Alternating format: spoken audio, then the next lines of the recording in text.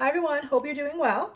This is a video for day 88 scatter plots. So this is actually the first day of our last unit, which is called statistics.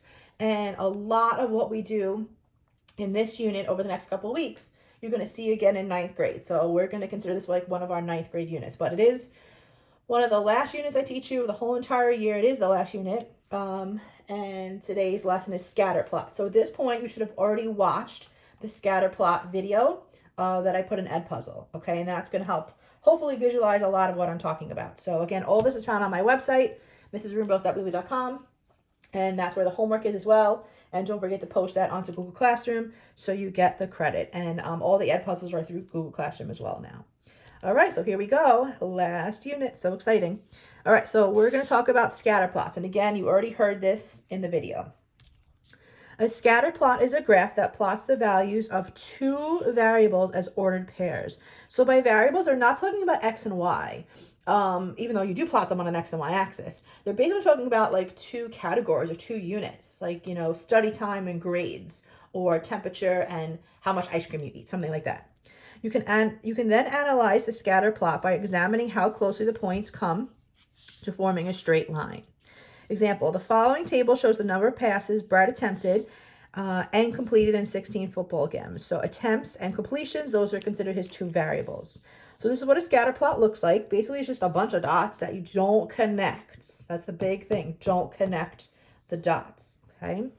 What else do I want to show you? These things that I kind of consider them as like, they're like bacon to me. I don't know. Those are called breaks. We'll talk about that later on. But basically, you're allowed to skip a whole bunch of numbers, so you don't have to label everything from 0 to 26, but we call that a bacon. From the scatter plot, you can tell the number of completions increase as the number passed and temps. So increase, that would be considered positive correlation. And you saw from the video, positive kind of means that you can make like a positive slope almost. And because these dots are so far from making a straight line, this would be weak positive correlation. Okay, weak positive correlation. Weak positive because, again, those dots are further from making a straight line. All right, second page. The closer the data points are to forming a straight line, the greater the correlation between the variables. The grouping of points along the line is called clustering. So this is not the best example, but this right here, kind of how these dots are more close together, this is actually called a cluster. Okay, you're going to be able to see a little better in some examples that I have later on in the video, but that they consider a cluster. When the data points are not clustered closely together along this imaginary line, there's not a strong association between the dots. So now you see this word association. Please know that it's the same exact thing as correlation. So correlation and also relationship. Okay, so you're going to hear me throughout these videos, and you're going to see in the homeworks and worksheets that I'm going to interchange those three words all the time: association, correlation, and relationship, because any three of them are correct.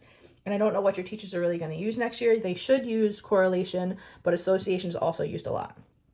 All right, keep going. However, even scatter plots with closely clustered data points can have a few points that are far from the line. These points are called outliers. So I don't know if you heard this last year. Outlier, the best way I can explain it is, think about your grades in any class. Let's say you are used to getting all 80s and 90s, and then one day, unfortunately, you don't do too well and you get like a 20. So all your grades are 80s and 90s, and then you have this one random total grade and of a 20, and that's an outlier. So that data value of a 20 is nowhere near where all the other ones are. So that's an outlier. So again, we call them outliers because they lie outside the general pattern. So they just are kind of like away from all the other data values. So you'll see that in this example down here.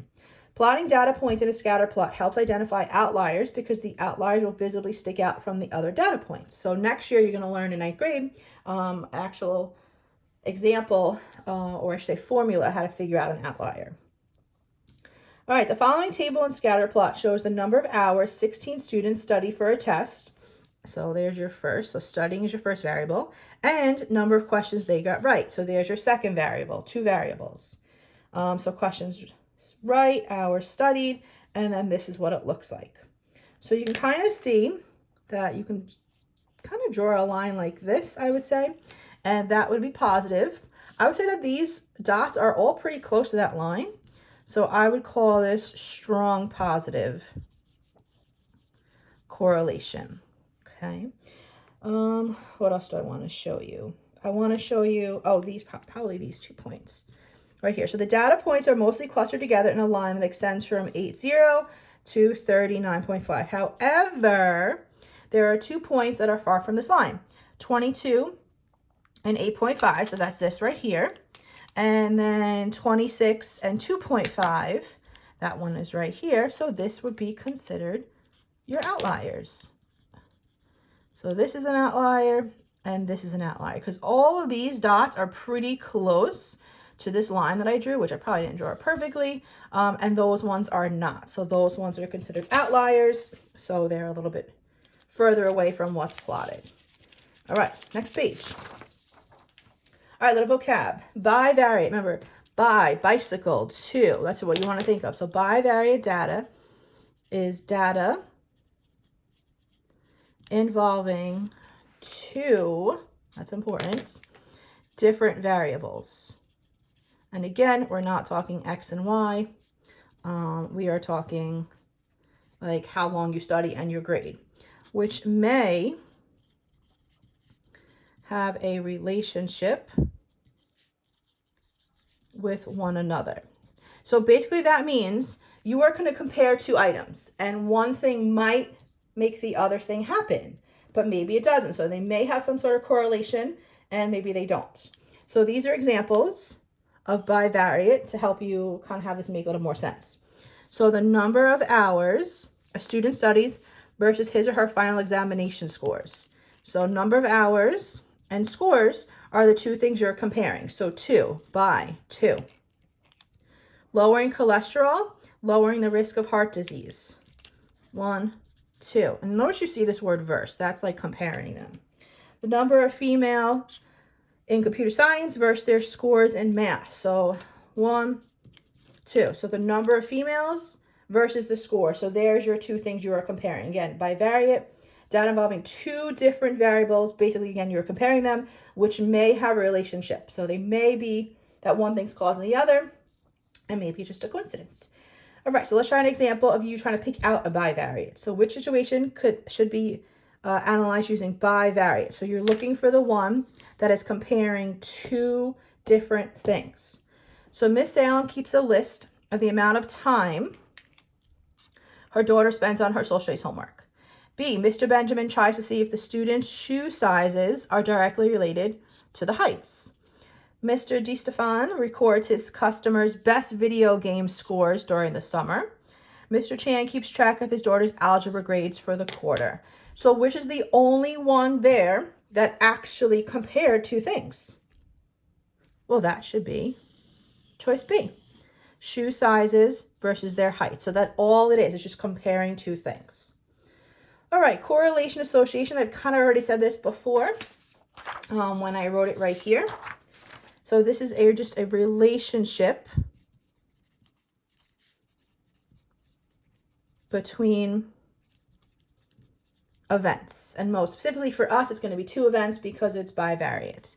All right, and then I want to add on this one extra word that's not here, and that is called causation. C-A-U-S-A-T-I-O-N, causation. And now this is important because this is different than correlation. This is when one event causes, right? Causation causes a second event. So my best example I can think of, snowstorm causes a day off. Snowstorm causes a day off. So if we have, 6 feet of snow, that blizzard is going to cause us to have a day off. So one thing 100% causes the other thing. That's causation. Not every correlation has causation. There could just be two things that are related, but one thing does not cause the other. So causation, 100% causes, you know it's going to cause. Okay, then down here, this is really important for you guys to know, and the video said a little bit about it.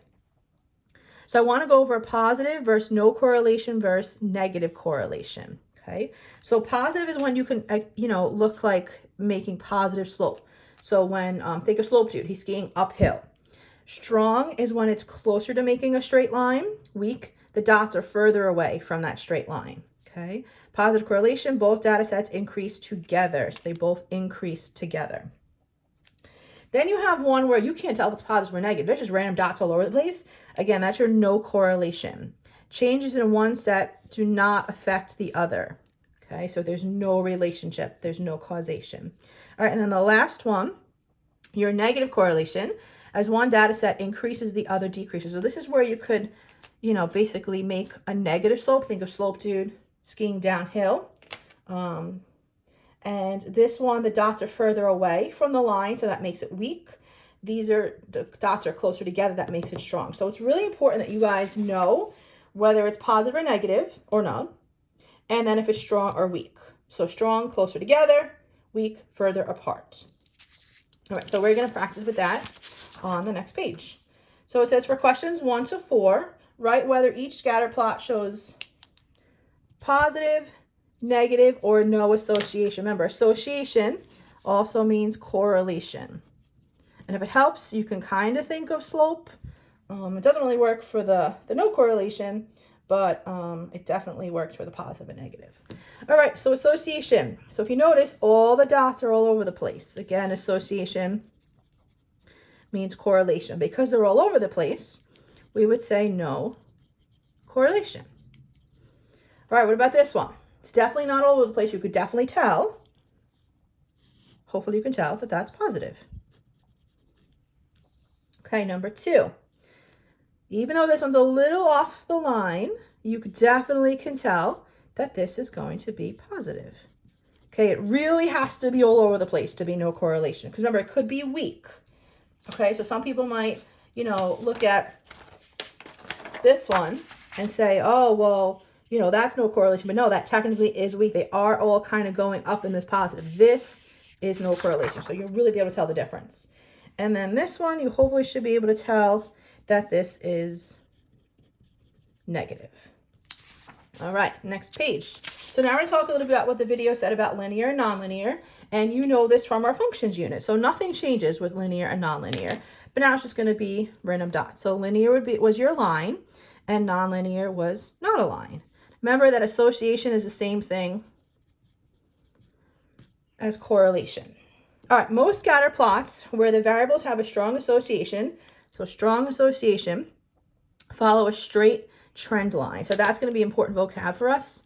Moving forward, trend line. These scatter plots have a linear association. So basically what they're saying is the stronger the correlation, the more closer to a straight line it is. That's all that that's saying. Okay. So stronger straight line. However, some scatter plots show an association with a curved trend line. These scatter plots have a non-linear association. Because the relationship of the data does not follow a straight line, non-linear associations may represent a curved line. So for example, a phone application company is describing how much to charge for its program. The company has decided to charge an amount from $1 to $10. The company knows that fewer people will buy the application if it's more expensive. However, it also knows that some customers won't buy a program if it's too cheap. I don't know why you wouldn't, but okay. The company predicts the profits based on different prices of the application in the following table. So we have our table, you have it plotted. Please remember, you do not ever connect the dots with a scatter plot.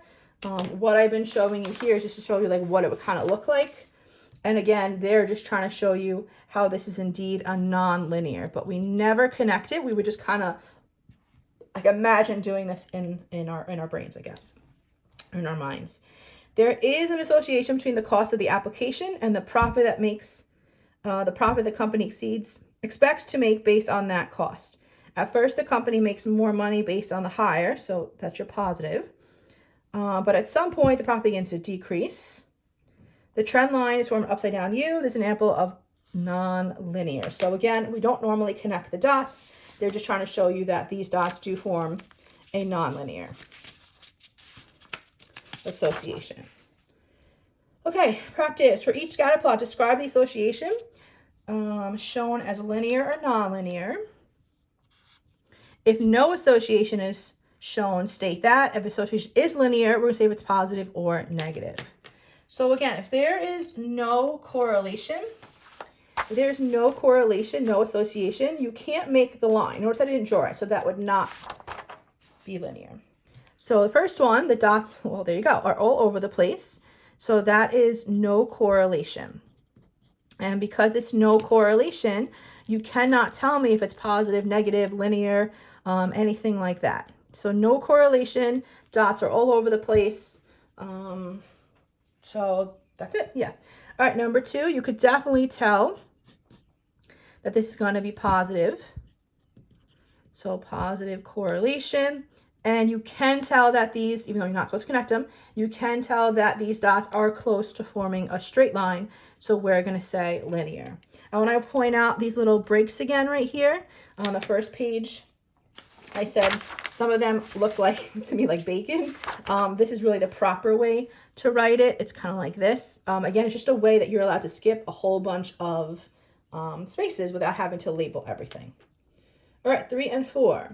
The scatter plot shows the lengths of several babies and the numbers representing the months in which they were born. Which best describe the association, if any? So does your length of the baby and the month you were born have anything to do with one another?